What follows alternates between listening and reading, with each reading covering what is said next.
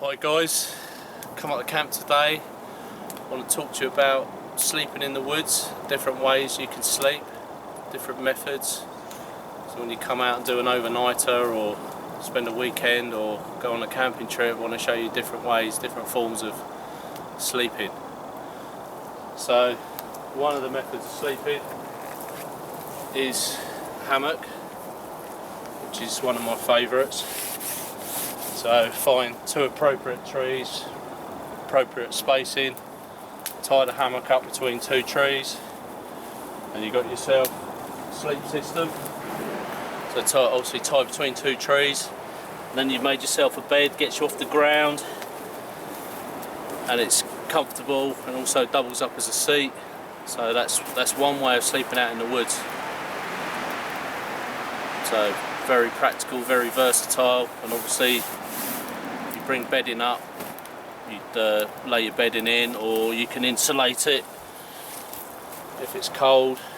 Some hammocks have got a split section, so you can put leaves or any kind of foliage in there just to insulate you from the cold. So that's one system. So that's the hammock, which I really like. It packs down small, goes in your bag. You know, you go out for a day, or you know, you want to do a quick overnighter. That's one way of sleeping in the woods. So that's the hammock. And the next system, which I quite like, is the wool blanket.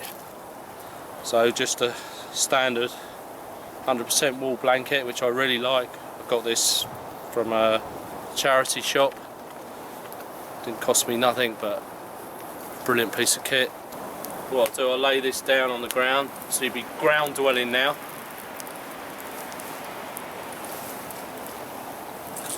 As you can see, on the ground, and I've left roughly a foot. So if you was sleeping out and it was cold, I've left roughly a foot between me and the fire. This all you had, you know, your fire's your warmth. So I'll lay that out. And obviously there's a lot of configurations you can do with a wool blanket, and I'll just show you a couple. It's a bit muddy at the moment, so I'm getting this lovely yellow blanket dirty. So like I said, there's a few configurations. So I'm just layering myself in it. So I've got a layer on the ground, and I've got a layer over my feet, two layers there.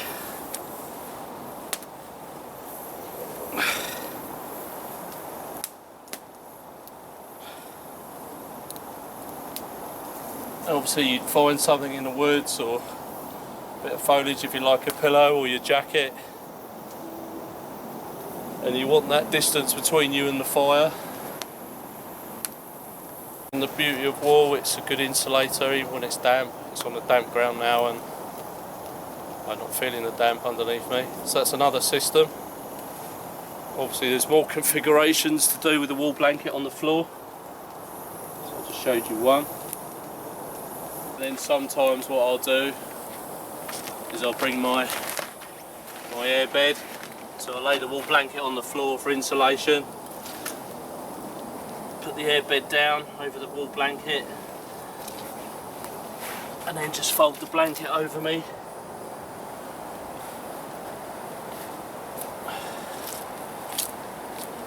So that's another form of ground dwelling, which is two pieces of kit in your bag.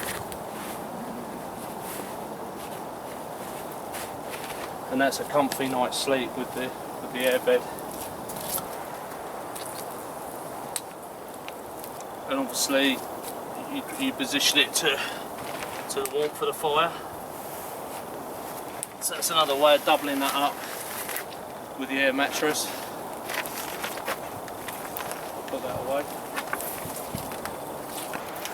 But now a more elaborate bed, if you're doing, you know, a long weekend, or like I've done here, I've built a camp, so you want a long-term bed. You can do a raised bed. So what I've done here got two large logs either side of the bed, and then I've put supports going across the two logs, and then I've notched the log in, the side logs, so the cross sections fit in. It's quite simple to do, and it's comfortable, especially if you put it in conjunction with the wall blanket or the air mattress that I showed you. So that's really nice. That's more of a long-term situation, or you know, a long weekend, or if the ground's really wet and you want to get off the ground. Plus you get that air gap underneath. You get a nice air gap, it gets you off the ground, and if you've got a fire going and you want to put some hot rocks or something underneath to give you a bit more heat, if you had nothing, it's going to get you out of trouble. And it's very sturdy, doubles up as a seat again, very comfortable, simple to make, but all the simple things are effective. And I've left quite a nice width. Sometimes you want to roll over in the night, it's a good width. So that's another form of sleeping in the woods. And now we've moved on to something more elaborate. So this is a tripod bed which I made. Probably took me 4 hours to make it. So it's two tripods either side, lashed up. So tripod that side, and I've made them quite heavy duty because I want this bed to last. But you know, if it's a short term, you could use lighter, weaker poles. And then I've put some cross sections between the tripod, one here and one at the back. Lash them up, but you don't need to lash them because the actual weight, if you had a canvas or a wall blanket and you stitched it, that would actually hold itself. But I've lashed mine up, and then I put all sweet chestnut struts across there. I've just roughly lashed them up, but eventually I'm gonna maybe channel them in a bit better, or use my my auger to make a hole so they all fit in nicely. So that's another form. Very comfortable bed, very sturdy, and you can double up again with the wall blanket and the air bed. So, and that's got you right off the ground and very comfortable. But sleep is very important when you're out in the woods. If you don't get your sleep, you know, you don't perform the next day. So very important. About the three systems, I like this bed and I like the hammock. Obviously ground dwelling's a little bit harder, but it depends how much luxury you like. And then also I've put a middle support in, so it gives it that extra stability. But as I'm sitting on it, you can see how stable it is. But it's been here probably 9 months now. So like I said, more long-term bed. If you're building a camp or you're staying for a long time, ideal. About 4 hours it took me to make that, but it's well worth it. And then often I bring my dog, so I've made him a little bed set up if anyone's interested, or take a dog. So I just use a multi-mat just to get that insulation, because you lose 80% of your heat through the ground. So I thought, you know, why not treat the dog as well, although he is a dog. So double that up, that gives him the insulation off the ground. And then I'll just give him a few blankets when it's really cold over the top there. Buster, come on! And he gets a comfortable night's sleep. Down, good boys, down, lay down.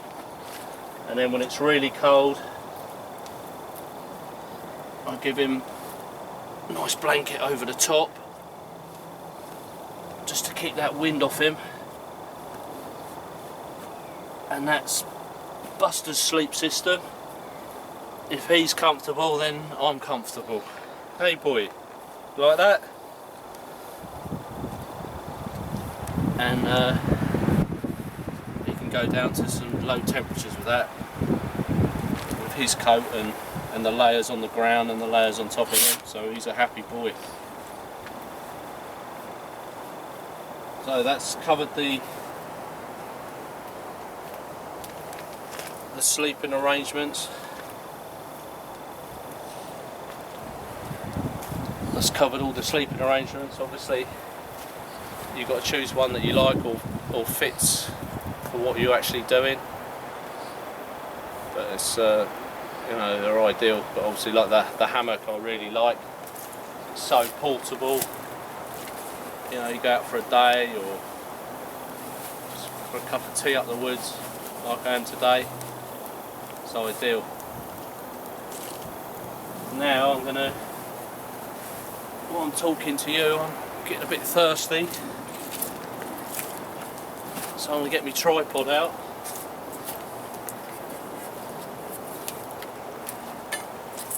The tripod we made, me and Gail outdoors knocked this up a little while ago. We'll set that up.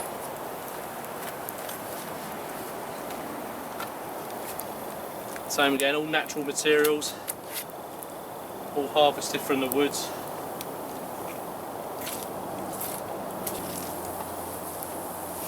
Get a nice, we'll build that fire up a little bit better. You can't have a camp without a fire. It's the heart of the camp. So I've got me wood store here. Buster helps me with the kindling.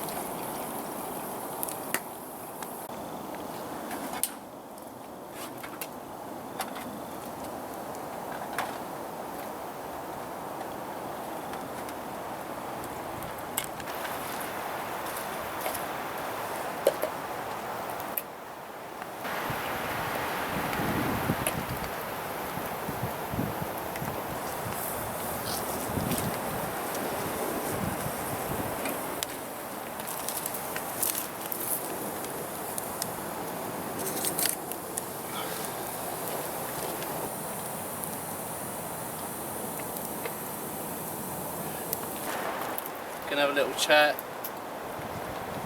What I've done up here, the systems, the sleep systems, and leave any comments what sleep system you like or a different sleep system that you do. You know, what you prefer or what you find more comfortable or your favourite. If you've hammock camped before, leave it in the comments. So yeah, so like I said, leave in the comments what sleep system you like, what you use. Do you like ground dwelling or hammock dwelling or raised beds? And perhaps, you know, have a go, make yourself a bed. It's quite nice to make yourself something from nature, especially if you get a good night's sleep. Don't forget you need blocks of 3 to 4 hours sleep when you're sleeping outside. So you have to be comfortable, you have to be warm. And always remember, if you're ground dwelling or you hardly got any blankets or anything, what I use are, you know, like I said, I like to be right near the fire. Gives you that heat, and you build a long fire the length of your body to keep you warm overnight if that's all you had. So yeah, I thought Just chat about that. And I do like this system with the tripod and the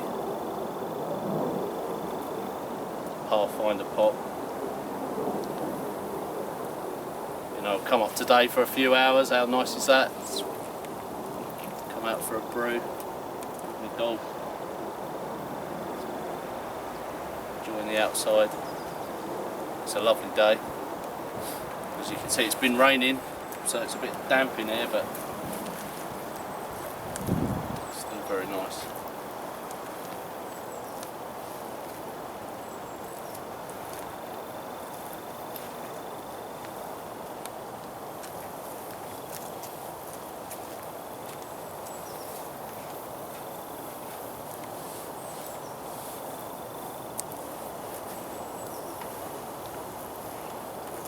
If any of you guys, you know, never hammock camped before, thinking about it, it's definitely a must. You know, if you haven't got a hammock, get out there and get one. It's the comfortability of it, it's so nice. I'm laying it now. You know, you could side lay or straight lay. I tend to keep my hammock quite parallel in the lay, you know, rather than the legs up high and the head low. Sometimes it gives you a headache, and if I have the legs down too low I tend to slide down the hammock and it's not very comfortable, so I try and keep it as level as possible. And I like it about this height off the ground, so you can spin round and you've got an instant seat, which I really like.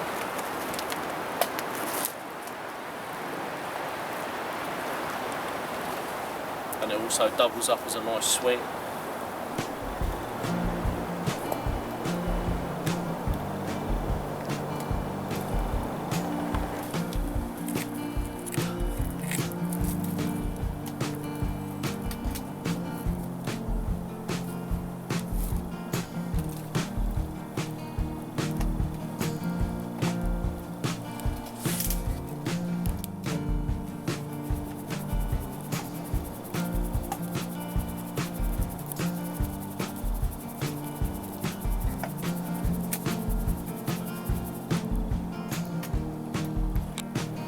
Right, I'm going to get this off now.